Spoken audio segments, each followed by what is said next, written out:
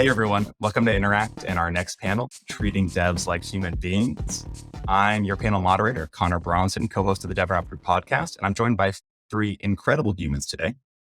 It's a topic that we hear about again and again from the best leaders in the business, the need to treat developers as the creative, insightful problem solvers and builders that they are. Sometimes among all the sprints, the pressure to ship faster, tools to measure lines of code written, it seems like we as an industry kind of forget the simple fact that developers are knowledge workers, not robots. And we have to remind each other of that. We all have thoughts and feelings, needs and wants. And it's our collective job as an industry to remember that. It's the right thing to do. It's crucial to retaining top talent and to create an incredible developer experience that makes your company stand out and perform better. So to help us remember, it's my pleasure to introduce our panel participants. With us today are Jean Su, VP of Engineering at Range. Jean, welcome in. Thank you. Thanks for having me. Where are you joining us from today? I'm in Berkeley, California. Fantastic. A little bit outside of San Francisco. Awesome. Great to have you here. And then we also have Kelly Vaughn. She's an engineering manager at Spot AI, and you've probably seen her on Twitter. Yes, it's great to be here. And Kelly and Jean, I have to say, I love the bookshelves in your backgrounds, by the way. Thank you. Kind of regretting not putting mine in the shot. It's wonderful. My office has turned into an article showroom. I like that. And then last, but definitely not least, we have Lena Reinhardt. She's an engineering leadership coach, consultant, and trainer. And she's also been an engineering leader at multiple successful organizations. And she's joining us from Italy today. Hi, Lena. Hi, I don't have a bookshelf, but I have a fuse box in case anyone is interested. It's so great to be here. It's wonderful having you here. Thank you so much, all of you, for joining us. Our goal today is to have a little fun. Might even say a human conversation. I know, terrible jokes. So I want to kick off this panel by doing something a little different. When we were talking before this conversation, maybe a hot take came up when we were talking to Kelly. Kelly, you said that you question whether or not engineers should be required to code in an interview. What's your take? Yeah, I love starting on a hot take, by the way. This is a great way to kick this off. Yeah, this is one of those hills I'll die on. I'm a strong proponent of not having a coding exercise in a technical interview. Reason being, most of the time we're hiring engineers who are not absolutely brand new. And they've been coding at other companies before. They have plenty of production building experience. And so I am not here to see exactly how you code, especially live. First off, we're not, standing behind each other, watching each other code. So that's not a thing.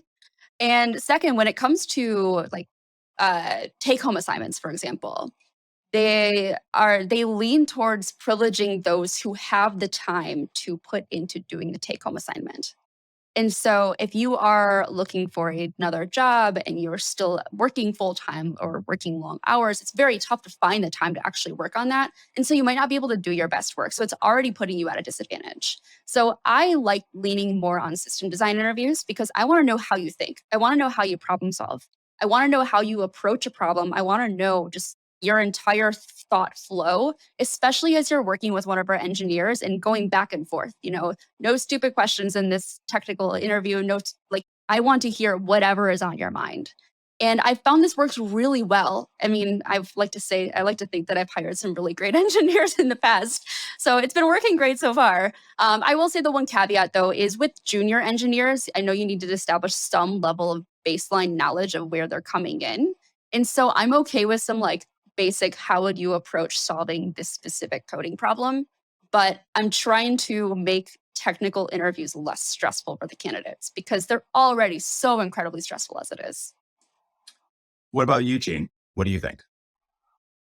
I definitely tend toward the let's simulate what it would actually be like to work with this person. And so things like, having them describe something they did, which sometimes if it's a more senior engineer, we'll bring in some, mid-level folks or junior folks and be like, okay, this is kind of a situation where this person's describing something. Can you communicate with this person, right? Or have them work with a designer or PM and, have a sort of simulated kickoff meeting and see hey, can this person help, given these priorities, will they ask for the priorities and then how can they help scope or, think about the timeline for this project that we just kind of threw in their laps, right? Like this for a more senior engineer. And that's really, I think, going back to the topic of this talk, like, what is it like to work with this person rather than like, what is the current technical ability that they have? Because I'd much rather have someone who maybe doesn't know the language that we're coding in, but has a strong trajectory, has a strong career history of picking things up quickly, right? Like knows a few languages, they'll pick it up quickly, had that like, I guess, success in the past. And so I think assessing what their current like technical skills is not like is not super helpful. Mhm. Yeah, I would so agree on that. Like, I was for a different project looking this up just last week. Engineers on average spend about 11 hours per week in meetings, and even if in your organization that's different, I know meetings are a whole different hot topic. But I find that a really interesting way to illustrate that. Like the job is so much more than putting out lines of code. And the job is so much more complex than that. But I still see so many organizations where the interview process for engineers is essentially a row of technical assessments that just focus on how do you produce code, but how in the sense of essentially how much code do you produce. And where the complexities of it that are about collaboration, communication, building good relationships, being able to take ambiguous problems and turn them into solvable chunks of work and all of those kinds of things that actually make up the majority of the work, or interacting with your team in one of these 10 hours of meetings. That's the role, that's the actual job. But I think so many companies already in the hiring basically pretend like it isn't. Yeah, I think So the more senior folks get, I mean, especially if you're hiring someone who's sort of like a tech lead or engineering manager type, right? Like they likely haven't been coding. So you hear, I have friends who are like, oh, I'm thinking about interviewing, but I need to spend like four months studying up on like leak code. And like, there's something so broken about the system. If you're applying for the same role you have now, but you feel like you need like full time to study for 4 months, like that's just ridiculous. Yeah, to all of your points, what I'm hearing is this recognition that software engineering today it's a team sport, and we're often taught, I think, as folks are moving into the ranks of becoming a developer, that it's more of an individual thing. You go in and you like knock out all this code and you solve this problem, and that's part of it. But you also are functioning within a large organization, within a team. You're working with product to make sure you're aligning on the right features. You're working with the rest of your team to make sure you're working on the right pieces. You're probably doing PRs. And I kind of hear that recognition from all of you, which is important, that we consider the job as more than just pushing code out. I think there's an added complexity in that team element. Like so many companies, essentially, when they hire engineers, assess them at an individual level. And there's no doubt that that needs to be done. But the much bigger question that ultimately arises once they join is, are they going to be able to perform effectively as part of a team? Because we all know that like adding one engineer to a team won't mean that the output of the team is going to grow by one engineer exactly. You're also increasing the complexity of that team. And what happens is that engineers are basically assessed as sort of standalone entities. And I think a lot of that still comes from this really pervasive hero culture that we still have in our industry, of sort of the lonely coder. Maybe they're wearing a hoodie and they're probably also a man in that cliche. And they have the stereotypical hacker, whatever screen art that we all know from the movies. And they're doing it all by themselves, all by their lonesome. But that's not the reality. But at the same time, is this question like, how will they contribute to the team? What value are they going to add? What impact can they bring? And how are they basically making the whole of this team better in terms of how they're working and what they're able to have in terms of impact? Like that's the big question that I think is often really underestimated because we're so focused on these individuals. This also brings up something that Kelly, you alluded to, which is that certain people, if they're being given a take-home coding challenge to solve as part of their interview process, maybe they have family commitments. They have children they need to take care of. Maybe they simply don't have the time or the circumstances. So my guess is we're also seeing this reduce the diversity of the candidates we're getting. And it's kind of forcing us into a certain mode of candidate by actually having this part of the hiring process. Absolutely. And it's something that If you're being very cognizant of making sure that you have a very strong pool of candidates, a very diverse pool of candidates, you need to look at from the very top, what does your interview process look like? But also, what does your job listing look like as well? Is your job description speaking to everyone? Or is it speaking to that very specific, hustle culture cliche, like very passionate about this and fast-paced environment? You know exactly what I'm talking about there. So, all of these things impact the type of candidates who are applying to a role. In every single action you take during the interview process, it can easily turn somebody away from being able to complete it because they, as you said, they simply don't have the time because maybe they have kids at home that they need to be taken care of. They have that second job already. It could be for any number of reasons. And so this is why I'm very specific about the interview processes that I introduce into whenever I'm hiring for a new role, to make sure we can get a good read on the candidate, but we're being fair to them and being fair to their time as well. Also, the more interviews you have internally, it impacts the productivity of your current team as well, because they're having to spend more and more time interviewing. And if you don't have your interview process really down on lock, you're going to have to do more and more and more interviews, which is going to take more and more and more time.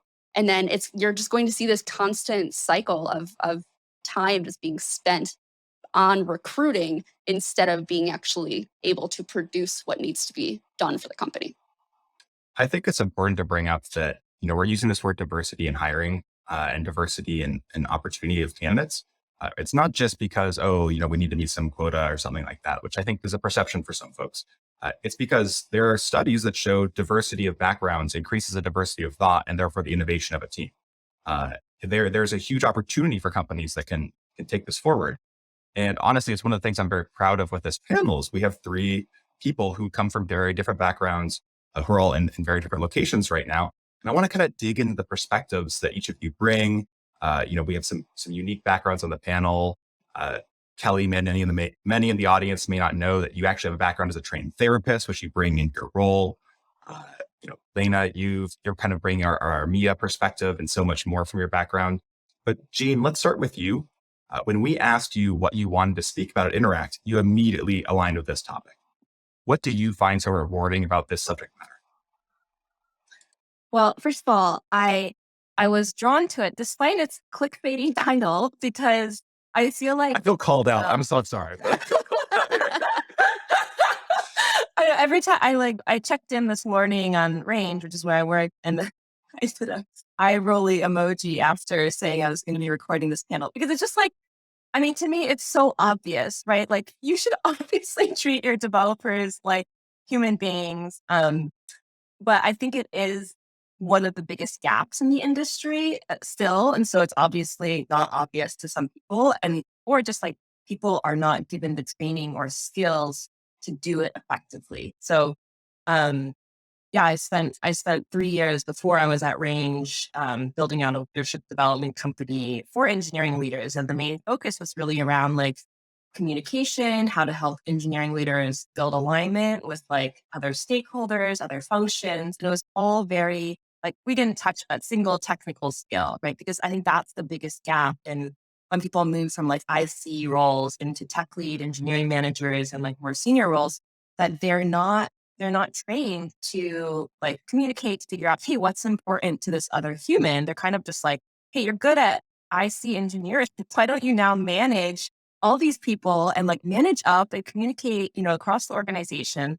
And I remember we had this one workshop where at the end we had people share like, their biggest takeaway. And this one person was like, yeah, I feel like I just learned an API for humans. And we're like, okay, like, I guess if that was your takeaway, right? Like, we're just so focused on the engineering aspect that, like, we kind of, I don't know, somehow as a function, we've kind of forgotten about the like, no, these are all humans. I think it's very different from other functions. Where like, as a product manager or a designer or marketing or sales, you kind of need that to be successful in your role for like, even from the, junior PM needs to know how to, treat the people around them as humans to be successful, to build alignment, to get things done.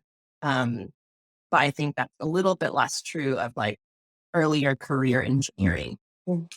I don't want to cut our panelists off too much here, but I feel like you just gave us a better title for this talk, an API for human.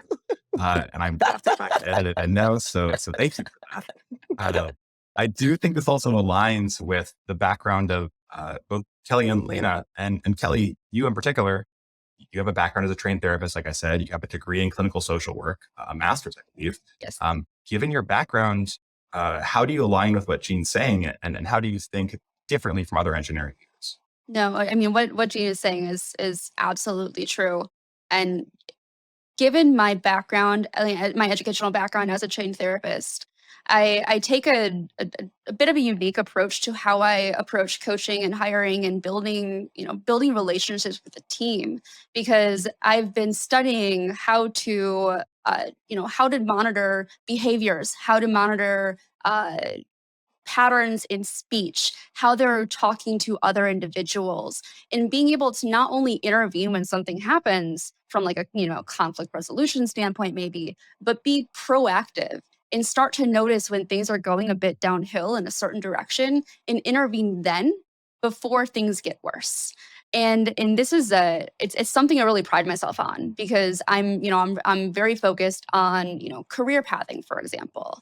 I want to help you figure out what is it that you actually want to be doing in the future, especially for engineers who are interested in getting into that engineering management type role. If they want to learn how to make that switch from being an IC to being a manager, you really do need to learn the people side of it, because we've seen so many companies throw really, really strong engineers into a manager role and they completely fail. And it's not at any fault of their own.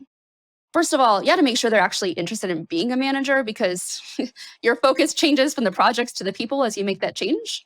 But also, if you're not giving them the tools to succeed, if you're not giving them the coaching at that managerial level, you're setting them up for failure. And so when I'm bringing in my social work background into this, and I have a second master's in public health, which is really focused around preventative tactics versus the interventions that you see in social work and therapy. And so I'm able to combine the two of them to a degree. I mean, there's only so much I can bring in about like healthy eating and healthy behaviors on that side, but that's a side topic there.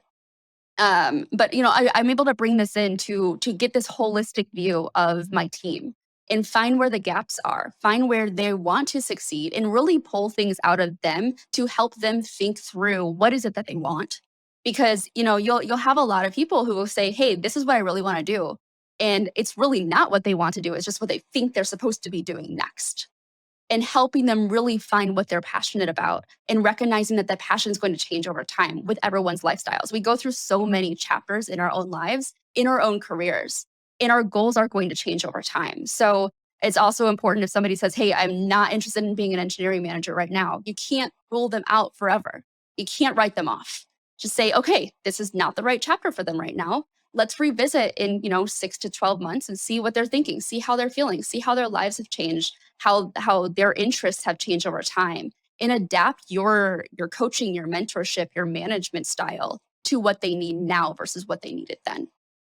That seems to align really well with the work that Lena is doing as an engineering coach across the world.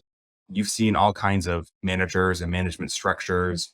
In your experience, would you say it's fair to say that the best engineering teams treat their developers in the way that Kelly and Jean are describing?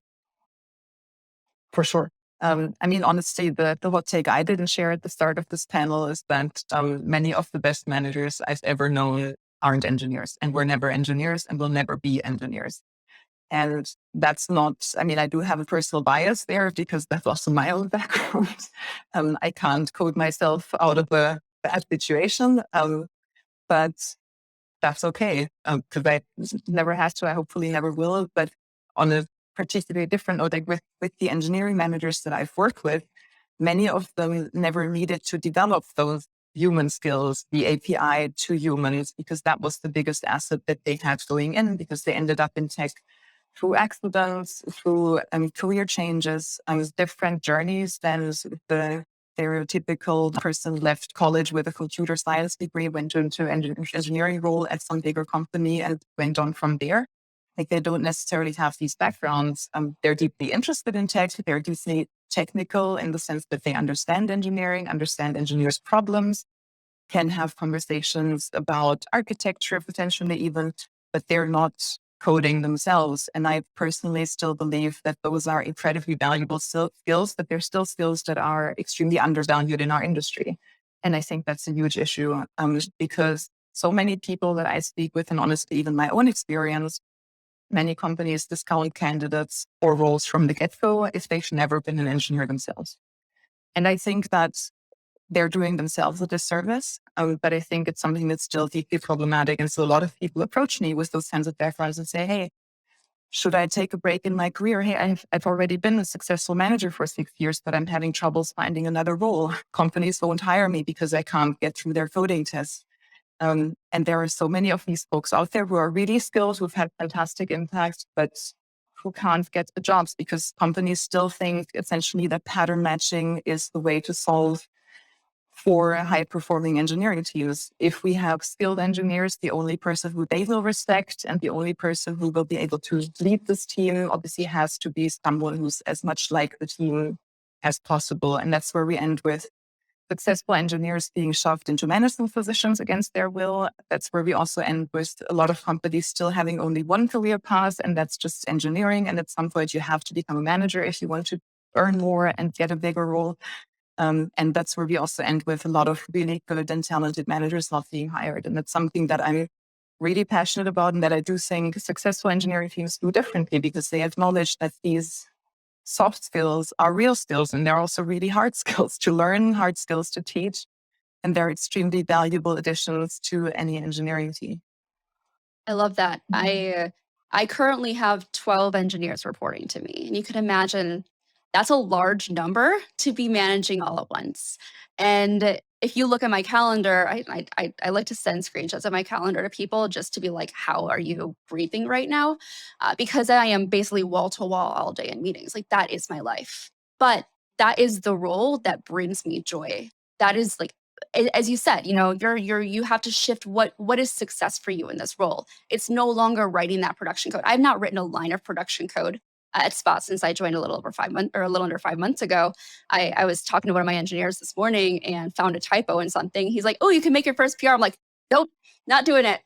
Just gotta keep this line going for now. You can do it." But all this to say, I get this joy from seeing my engineers grow by giving them the opportunities, by advocating for them. That doesn't mean I'm spending all my time in meetings all day. Absolutely. Am I tired by the end of the day? Yeah. But that's fine with me. That's just it works as an engineering manager. And it's something that I'm always emphasizing for the engineers who are looking to make that shift into engineering management. Now, I would never, ever, ever, ever say, hey, you want to be an engineering manager? Here's 12 people. So there's that caveat there, but your shift does change. And one of the things I often see get wrong when you're making that shift from IC to manager or up to a higher level of engineering management is you're still trying to solution. And that solutioning is now the role of your team. And so you can help guide them to a solution, but you should not be coming up with the solution yourself. And this is why I think it's really powerful to have a background that's not technical, because you can't solution. You can help guide them to the solution just naturally. But you're not going to be in there being like, well, this is how you should build it, and this is the tech stack you should use. Let them make that. Let them make that decision. Let them potentially make a mistake and say, oh, maybe this wasn't the right option, and here's why. But you can learn from that as well. I really appreciate your point, Kelly, about the fact that for you, this role is really rewarding. Yes, you're in a lot of meetings, but you are helping to support people and solve their problems. And for you, that brings a lot of joy, similar to how maybe you would solve problems with code.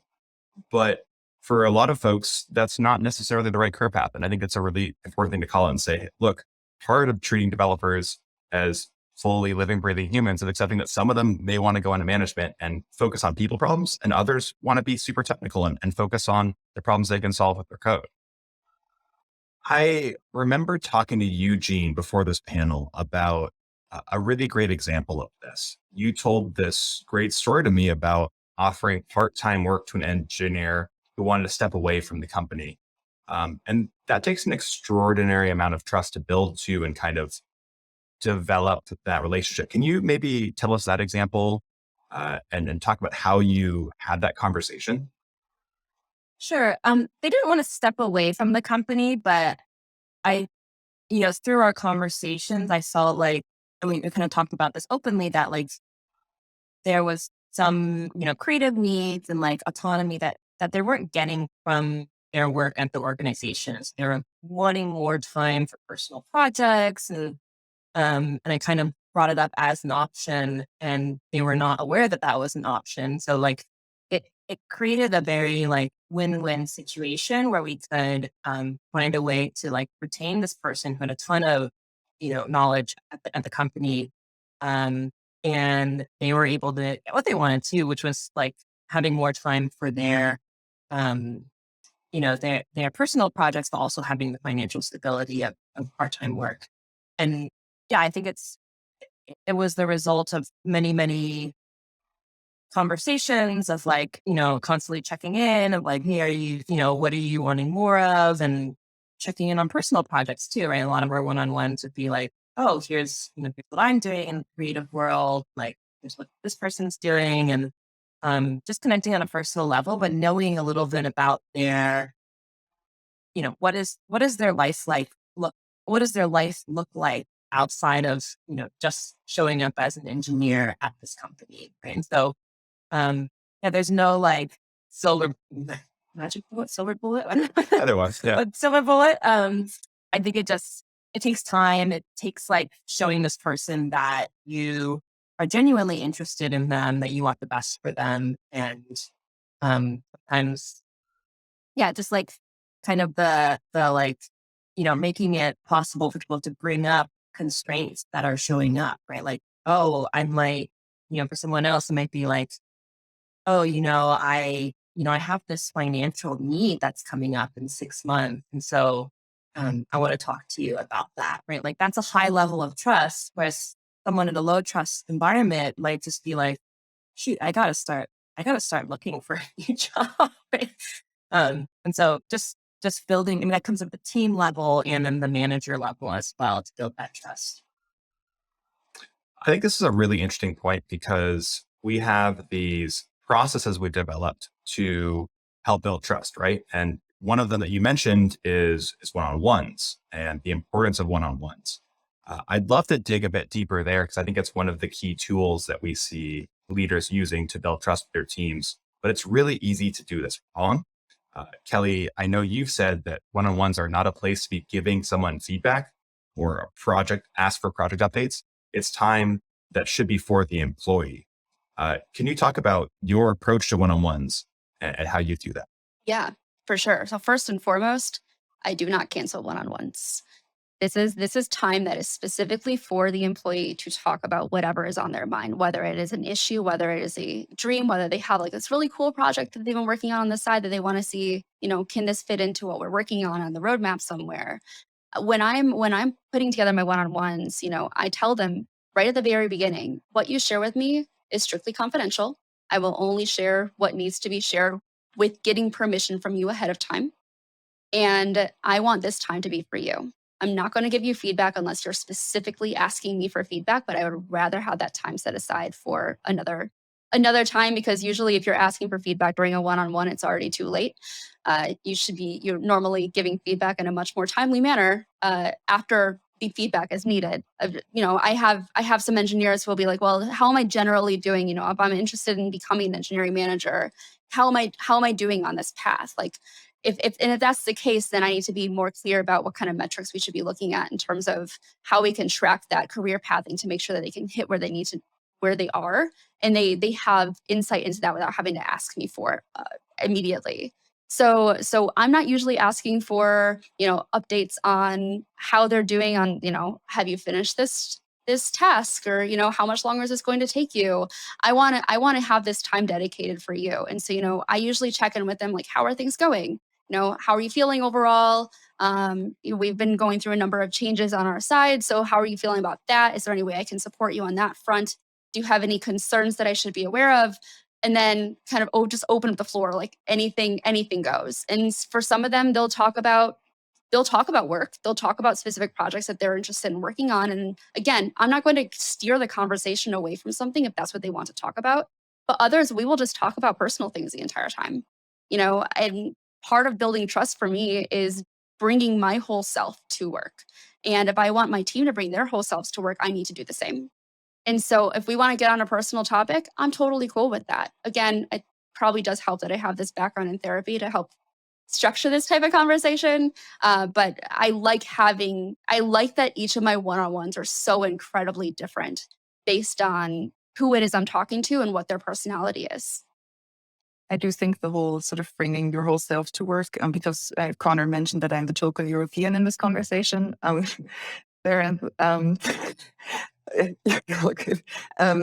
an interesting point in that culturally, there's a lot of differences and expectations in terms of what that means for people and how much they actually want to bring off their full selves into work. I mean, there's also other questions of the privileges you may need to have in order to be able to actually afford to bring your whole self and the full person that you are into the workplace. But even from how much to talk about personal things, how much people want to share about their families or how they're doing health-wise or hobbies they care about.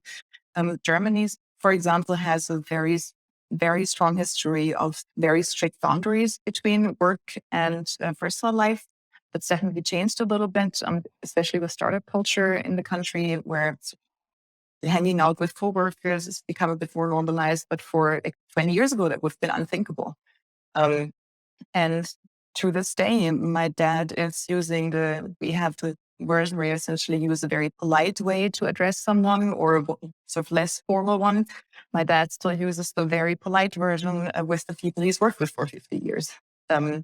And so there is a very strict boundary, and that's very different in different cultures. And so figuring out what people are comfortable with, even talking about the things that they want to share versus how much they actually want to keep it strictly professional, is also a really important part of that.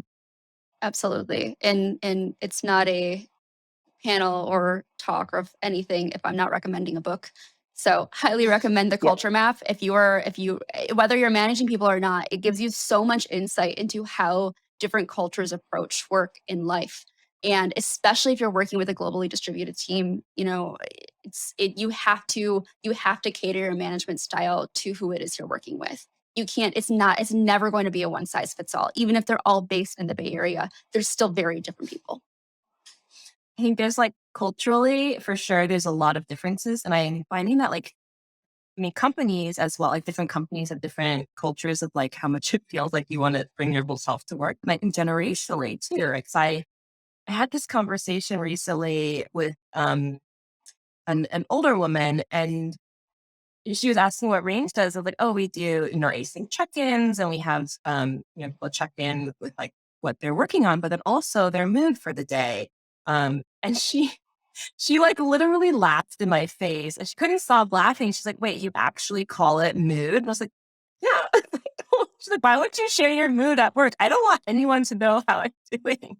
And it was just the divide was so interesting to me that it was just hilarious to her that you would even imagine sharing how you're feeling. One more thing, since we're on the cultural topic, so in the sort of area of dehumanizing developers or people at work, one thing I always find really important is what there is language. And we haven't touched much on that yet.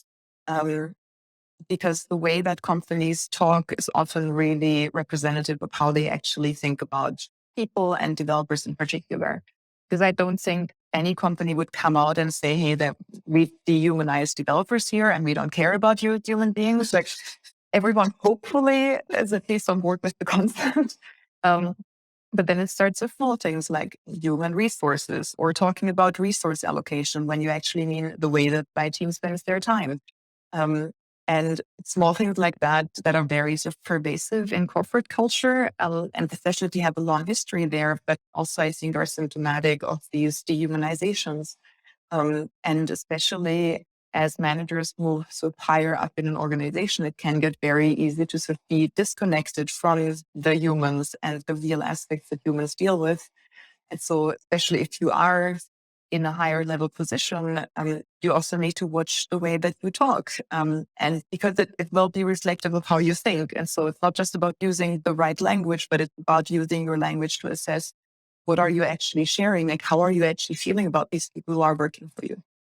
This is all, I think, really evocative of how much of a divide there is. Gene, your example of, someone laughed at the idea that you might share your mood with your coworkers. And it's pretty clear that not only does it span different cultures, different generations, but Kelly, to your point, even micro communities within, a small region. What can we do to try to improve the awareness of this problem and to kind of, I guess I would say, evangelize it to those folks who maybe haven't yet recognized the value? Um, Mostly because that's kind of a hot topic and has been one for the last couple of years. The whole topic of like, how do you measure engineering productivity? How do you convey velocity and all that? And why should you really stop measuring lines of code as a measure of productivity? And I think metrics are a great starting point because a lot of companies care about them. More companies want them. And they're also oftentimes used as a tool to dehumanize people. But I also think they have a lot of power in actually connecting with engineers as humans again. And so if you're a line manager or you're a tech lead or even middle management or an executive, doesn't matter. The thing you can do is basically look at the metrics that your company is using and look at which ones of them dehumanize people. Lines of code is a really good example because it's just a BS metric. It doesn't actually convey anything useful. It's just, it doesn't help anything.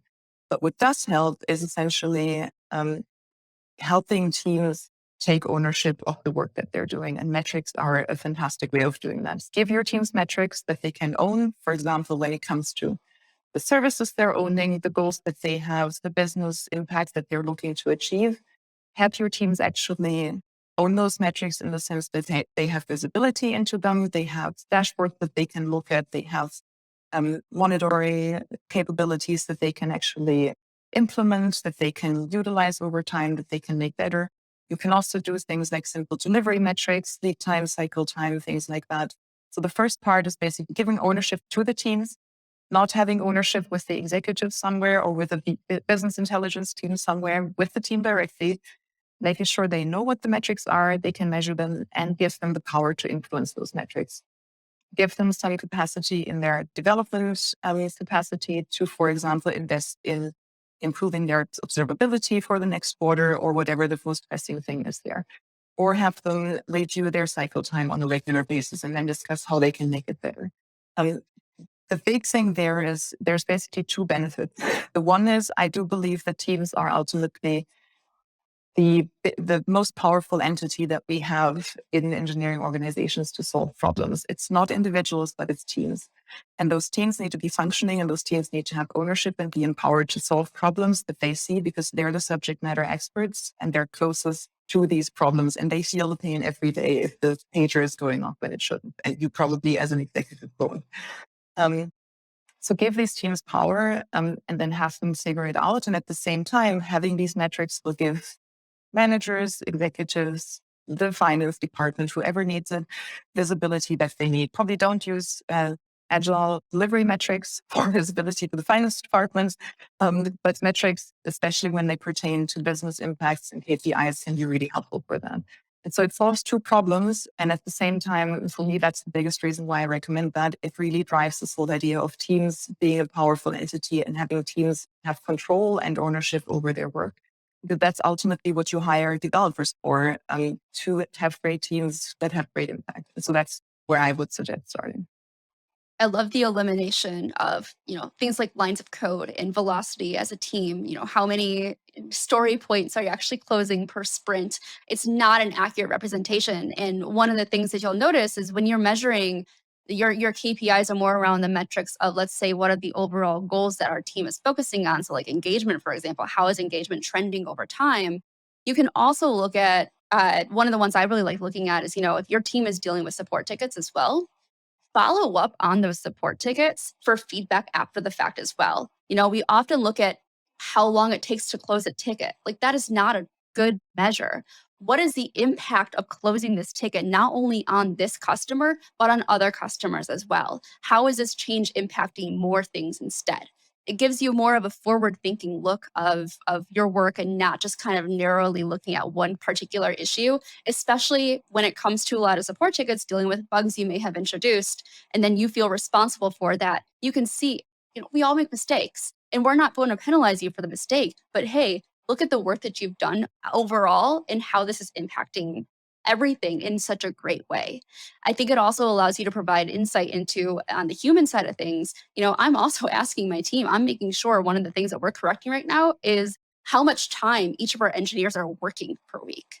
This is something that's important to me because I don't want to, I'm still correcting, especially on the same team where I see a difference between some engineers working 60 to 80 hours a week and others trying to find ways to keep busy for 40 hours. And again, if your work is getting done, why are we looking at hours in the first place? But if your work is getting done only because you're putting in too many hours to get it done, then we have a different problem on our hands that we need to address. But all these metrics really help you understand the human and how they work, but also give them something to look forward to and build towards. That's not just a direct measure of how they're performing at this very moment. I think this conversation also reminds me of the hot take I was getting ready to share at the beginning. We skipped that.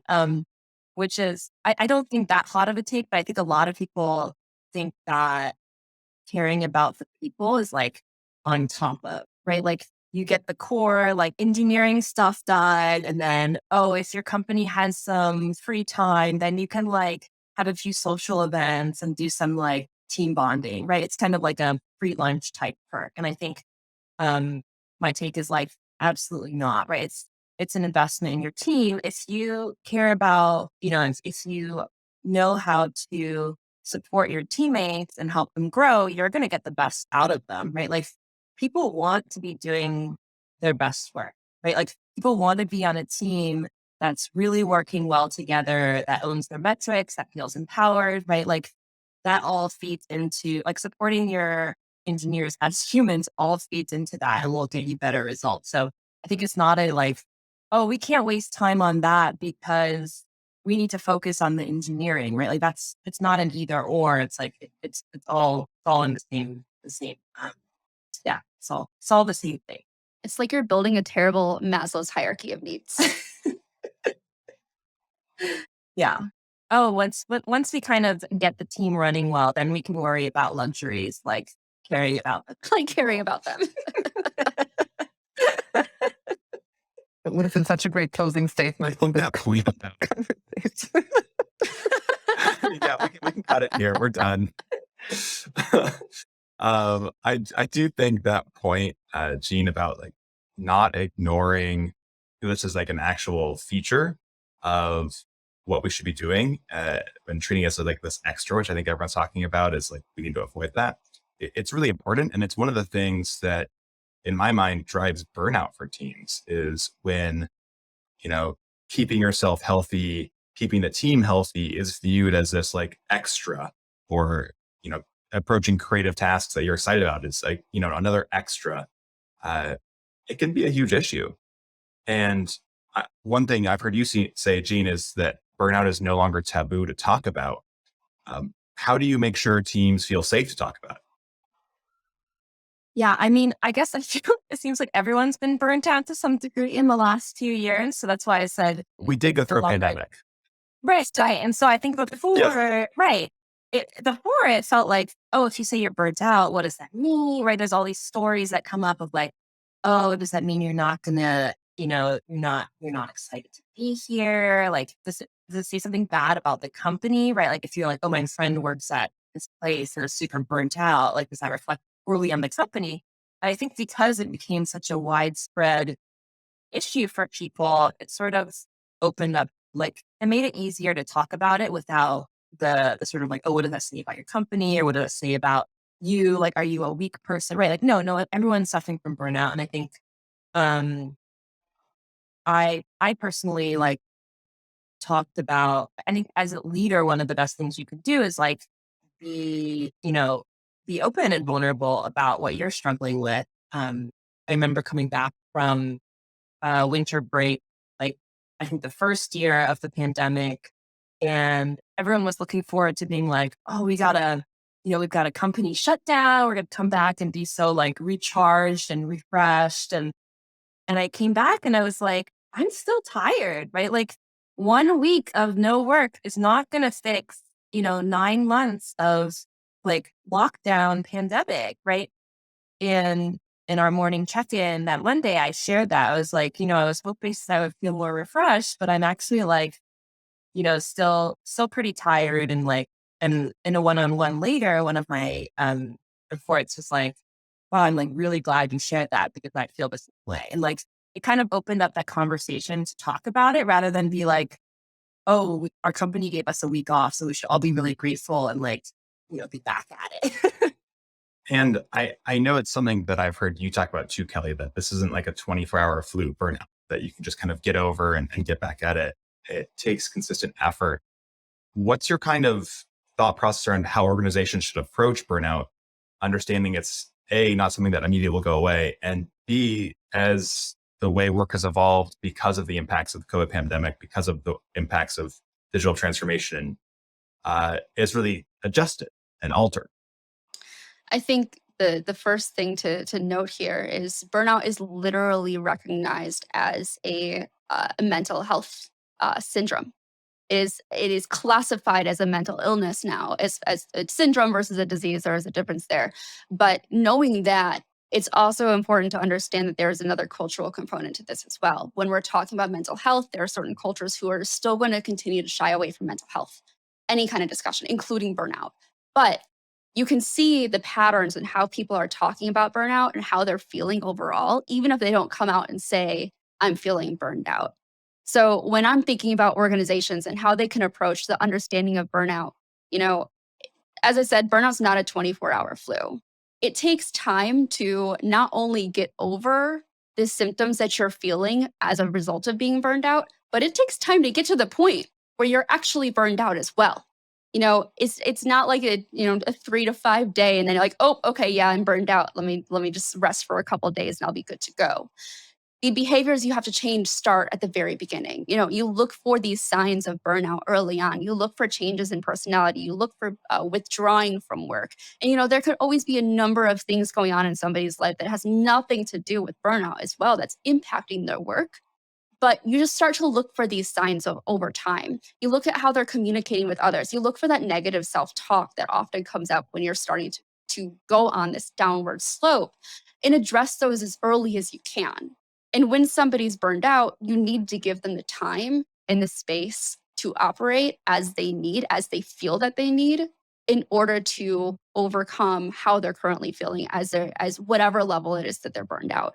Burnout is it's different in everyone. There's no textbook definition of I am burned out because I feel this, and this. It's not. I am the type of person when I'm burned out, I don't like to cook and like get creative in the kitchen anymore. That's one of the signs that I'm like, when I'm starting to get like into a better mental space, I'm like downstairs just like grabbing random things from my fridge and my pantry and making a meal. I'm like, oh, that's a good sign. So I've learned over time with myself, what kind of things to look for in my own pattern behaviors, but look for those is in others as well, in your team as well, and provide the education and the coaching around what burnout will look like and how it's going to differentiate from one person to the next. But it's those regular check-ins. It's why I'm doing these one-on-ones, and I do not cancel the one-on-ones, because I can really get a read on how people are feeling and how they're acting and how they're talking about their work, and how, are they excited about it? And it's totally fine to not be excited about what you're working on as well. Sometimes we just have to do boring work that just has to get done. But learning these patterns and picking it up early on can help an organization try to push off burnout as much as they can, when you can only control so many factors. We can't control that there's been a pandemic. So knowing that, bringing those factors in, how can we change the way that we work? And how can we change the way that we approach work as a whole to reflect what we need right now? I do want to add the sort of sustained view of burnout as well, because I do think it's really important to have these conversations and be open to having them at the individual level. But I think what we've also seen with a lot of organizations, especially during the pandemic, which is a great example, is that There were the emails that said, oh, we care about you. There were the messages in Slack that said, oh, you're so important to us. But there wasn't a lot of action that followed that. There were not a lot of companies that actually adjusted their goals. There were not a lot of teams that were told, hey, we're going to decrease your capacity to just 80% by default, and we're going to assume that your productivity is just not going to be the same. Rather to the contrary, in many cases, because companies also feared the economic impacts of the pandemic, they actually made goals tighter, encouraged the teams and said, well, yeah, we're invested in you, but here are still the goals. And so I do say in the discourse about burnout, that part is also important. Basically, leaders having conversations afterwards about here are the adjustments that we need. Here's the capacity that our team actually has. Here's what we think we will need in order to get through this in a way that's okay and that doesn't burn people out in the first place. And I do think I would love to see companies taking more responsibility for that side as well, in the sense of not just saying we care in the same sense as many companies care about diversity, but putting the words out there, but also in actually making choices, in making choices about focus, priorities, and the capacity that they're planning for and the sacrifices that they're willing to make. Because if ultimately the goals stay the same during global pandemics or during other big impacts that people have, then we will still continue to have mostly, ideally, burnout prevention conversations or people burning out. And I would love to see workplaces actually caring about people as human beings in the sense that they're also willing to make the structural and systemic adjustments that are needed for them.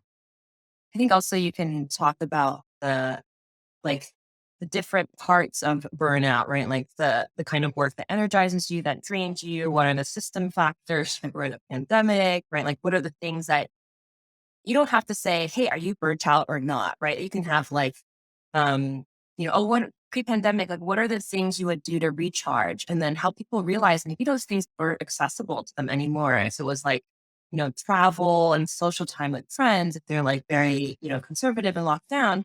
And like, okay, well, what do you want to try? Like, is there something that you want to try to like, just help them see that like the environmental strain has gone way up. And if they're not finding ways to recharge, then like, yeah, it makes sense that you're going to burn out, right? Like, that's just how it works. And, yeah, I forgot where I was going with this, but I think being able to talk about it, not just like, are you, binary burnt out or not is helpful. So we're talking a lot about ways that leaders can try to help enable their teams. Leaders obviously burn out too, which I think is an important thing to note and potentially discuss. Gene, you alluded to it. But let's say an engineer feels burned out or worries maybe they're starting to suffer from burnout or headed that direction. How should they have that conversation with their manager? If you have a level of trust established with your manager and you feel comfortable bringing this to them, I absolutely recommend having this conversation with them. I think one thing that could really help is, and you might need to work with them to figure out what exactly this looks like. But if you know specifically what is it that I need right now to course correct, share those things and work with your manager to come up with a plan that's going to help you and support you and advocate for you to help you get back to a place where you feel like you can work at your normal kind of workflow, and address the areas that are contributing to the way that you're feeling burnout. If it is a cultural work situation, it's going to take more than one person to actually see this change. And honestly, I can't say that every single company is going to be like, yeah, this is an issue, so we're going to fix it. Like, there are going to be plenty of companies, as Lena said, like they're like, yeah, I really care about you, but these are the goals we agreed to. So, just if you can like work, a little overtime just to get this done, then maybe you can take a break. We'll give you something smaller to work on next time. Like, that's not a solution. And you can only Keep your unlimited PTO. exactly. Still get everything you said you'd get done. Yeah. And this change really does have to start at the top, to allow for these structural, cultural things to change within a company. To like, if you have unlimited PTO, are you actually able to use that unlimited PTO? Are you checking to make sure people are using it? Are you adjusting, as Lena said, are you adjusting your goals for the current time to make sure that your team is able to make these changes? But as an individual engineer, these conversations had to be had. They have to be had. It's tough. It is tough place to be like, hey, I cannot give you my best work right now. But an engineering leader who has been coached or trained over time to understand and recognize this is not a fault on you. This is a fault on the overall system. And we need to make a change here overall to make sure that this is a good place for you to One work. thing I would also say is make use of the benefits and things that the healthcare system makes available to you wherever you're at. That obviously differs very greatly from country to country and region to region. But there are, for example, even in the US, there are ways to get assistance. In Europe or even in the US as well, you may be able to be put on medical leave for a certain time. Like if you have access to any form of that, like make use of it. If you have access to mental health care providers, if you can get therapy, even if just briefly, use those kinds of things too, because ultimately this is for you. And I do think speaking with your manager is a great part if you have the right relationship and the trust, but also see how you can basically get help outside of the company, because this is something that can be really detrimental to your mental health. The willingness and the ability to have the candid conversations is also important for the company, right? Because as Lena said, it's still a company, right? Especially I'm at an early stage startup, right? And so unfortunately, the burn rate of an early stage startup and the timeline of the pandemic are the same timeline. So you can't just say, take unlimited PTO, take care of yourself, do whatever you need to do, because people know that there's a limit. And it's if you don't tell them what the expectations are and what the limit is, they're not going to take the PTO because it's unclear. Maybe a day or two, but you can't just say, oh, do whatever you need to do, because it's obviously not true. If what I need to do is take 3 months off, right? Your job's not going to be there. And so I think being able to have the candid conversations allows you to talk about options, whether that's medical leave or, having the option to go down to 4 days a week or, half time or something like that. And then that also allows the company to do planning, right? Okay, does that give us budget to hire a contractor or hire another engineer, things like that? And without the ability to have those candid conversations, the company can't do that. You just get burnt out. People showing up every day, not doing. There's one more thing I want to add on the systemic side on that as well, which is that kind of loops back to this whole tips as human beings topic, which is a lot of people get burned out on work that's unpaid and unrecognized. Specifically on engineering teams, it's often the members of underrepresented groups who are trying to hold the team together, who advocate for diversity, equity, inclusion, belonging. It's people who are doing the flu work, which is, I think, a fantastic word for it, holding things together, filling gaps where other people don't do it or don't see them. And that's oftentimes the kind of work that doesn't show up in performance reviews, that doesn't get recognized in compensation increases. And that's often happening in addition to a job they already have. And it's work that people do because they care, because they're invested, and because they want to do the best for the team and the company. So one thing that leaders can do in all that is recognize that kind of work, figure out who's doing it, and also help them do less of it, because a lot of that work should actually be on people in leadership roles. Make sure people get that work recognized in reviews, in compensation increases, make sure that work gets rewarded. Build career paths that include that work. You can have people demonstrate collaboration and communication skills from junior level onward. That doesn't require a senior level as entry qualification. And so making sure that kind of work that often happens kind of in the shadows, but it's so instrumental to how teams work, that's not the kind of work that people burn out over, is a really, really important part of that. I think that's a really great point to end on. I know we could keep talking about this whole topic, but particularly burnout for quite a bit longer. It's been a great conversation. Lena, Kelly, Jean, thank you all for joining me and for sharing your API for humans with the audience today. I know I learned a lot, and I think everyone in the chat probably is as well. And thank you, of course, to our audience for the comments, the insights, and discussion. I know it's going to continue long after this conversation. Thanks for joining us and Interact. I'd also be remiss if I didn't thank our sponsors and the company that's responsible for Interact, LinearB. LinearB helps teams like yours continuously improve by providing correlated data, context, and automated workflows that help streamline code delivery and improve the developer experience, stuff we're all talking about. It's free for dev teams, so check it out at linearb.io. And have a great Interact, everyone. Talk to you soon.